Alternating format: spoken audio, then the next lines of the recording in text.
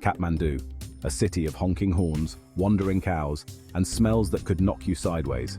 I loved it instantly. The streets were a riot of color, the air thick with incense and diesel fumes. Shopkeepers hawked everything from prayer wheels to yak wool socks. I was in sensory overload, and my adventure hadn't even begun. I had a backpack the size of a small car, enough gear to climb Everest twice, and absolutely no idea what I was doing. Perfect. My hotel was tucked down a side street, a haven of tranquility amid the chaos. I dumped my monstrous backpack on the bed, feeling a twinge of guilt for the poor bellhop who'd hauled it up 3 flights of stairs. He just grinned and pointed to a sign on the wall. "Leave your worries at the door, but please take your luggage with you." I decided to embrace the chaos. Kathmandu was a city that demanded to be experienced, not just visited. I stepped back onto the street, ready for anything. First things first, food. Back in my room, surrounded by enough gear to outfit a small expedition, I began the pre-trek ritual, trying everything on. I had pants that zipped off into shorts, and then into even shorter shorts for some reason. A hat with a built-in mosquito net that made me look like a beekeeper from another planet, and enough sunscreen to last a polar expedition. I even had a portable espresso maker, because, you know, priorities. The truth was, I was a chronic overpacker. I had this irrational fear of being caught unprepared, stranded on a mountaintop without my emergency tube of toothpaste. But as I surveyed the mountain of gear, I realized something had to go. So I did what any self-respecting traveler would do. I called down to the front desk and asked if they had a scale. They did. Apparently I was traveling with 75 pounds of essential items. This was getting ridiculous. I spent the next hour engaged in a ruthless game of luggage Tetris, trying to cull the herd of unnecessary items. The momos arrived, steaming and fragrant, nestled in a bamboo steamer basket. They were little dumplings, filled with savory meat and vegetables, served with a fiery dipping sauce that set my taste buds ablaze. I devoured them in a flurry of chopsticks and satisfied groans. The woman at the stall beamed at me, clearly pleased with my enthusiasm. "More?" she asked, already reaching for another steaming basket. I was tempted. The momos were that good. But I knew I had to pace myself. I had a feeling this was just the beginning of my culinary journey through Nepal. I thanked the woman, paid the ridiculously cheap price, and wandered back out into the bustling street, my stomach happy, my senses buzzing. Kathmandu was a feast for the senses, and I was ready for seconds. Over the next few days, I wandered the streets of Kathmandu, sampling every culinary delight I could find. Leaving Kathmandu meant confronting the Nepalese transportation system. My destination, a small village several hours outside the city, the starting point for my Everest base camp trek. Getting there promised to be an adventure in itself. I boarded a crowded local bus, a rickety contraption that looked like it had been held together with prayers and duct tape. I squeezed onto a seat next to a friendly old woman who offered me a piece of dried yak meat. I accepted, figuring it was rude to refuse, and popped it into my mouth. It was surprisingly chewy. The bus lurched and rattled its way out of Kathmandu, the driver navigating the chaotic traffic with the skill of a seasoned Formula One racer.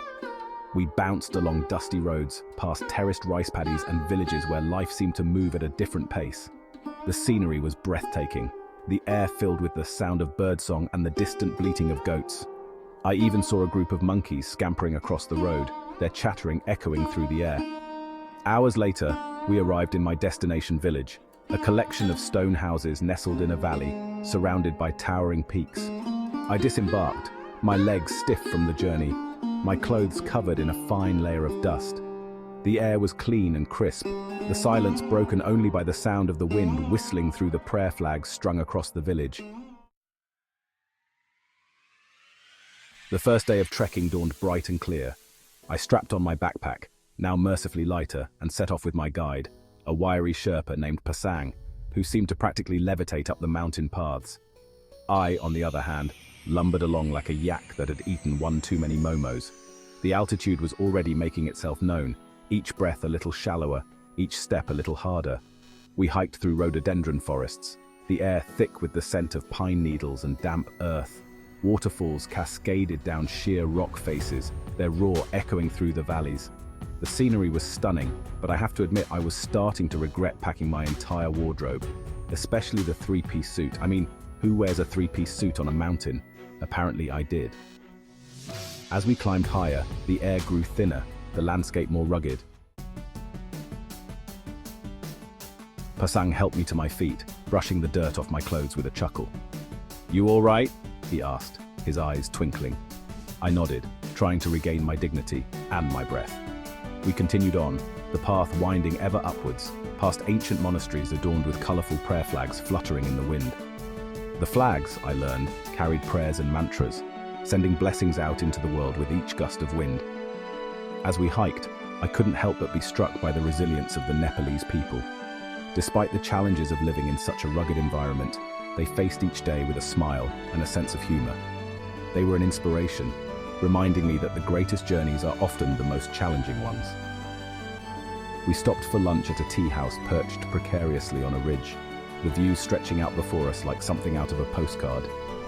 As I sat there, sipping my tea and gazing out at the majestic Himalayas, I couldn't help but feel a sense of awe.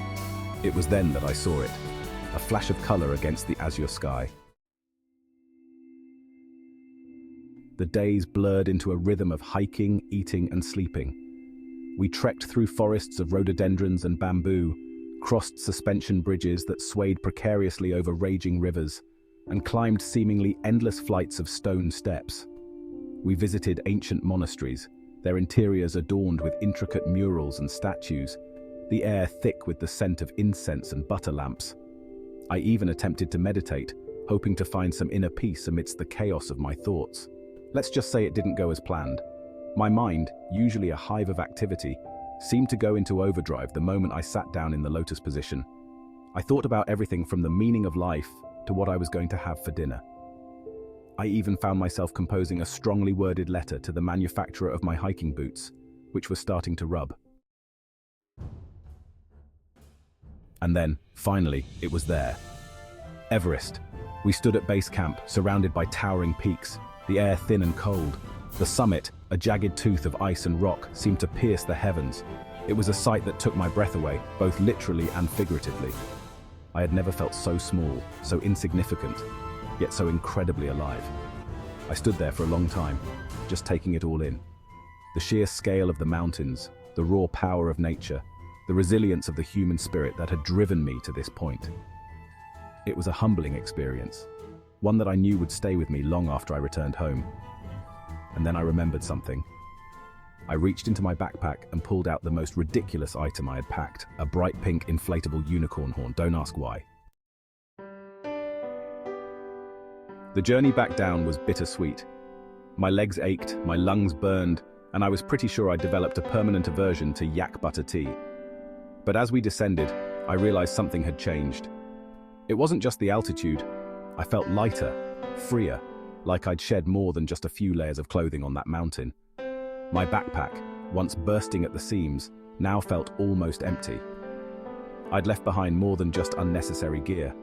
I'd left behind my doubts, my fears, my need to control everything. I'd embraced the chaos, the unexpected, the sheer joy of being present in each moment. Back in the familiar comfort of my own home, I unpacked my backpack, shaking out the remnants of the trail. A crumpled map, a handful of prayer flags, a small rock from Everest Base Camp. Each item held a memory, a story, a reminder of the incredible journey I had taken. As I put away my gear, I couldn't shake the feeling that something was missing. And then I realized what it was, the weight of the unknown, the excitement of the open road.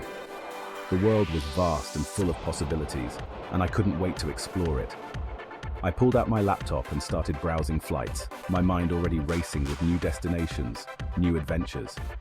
The Himalayas might have been calling, but I knew they were just the beginning.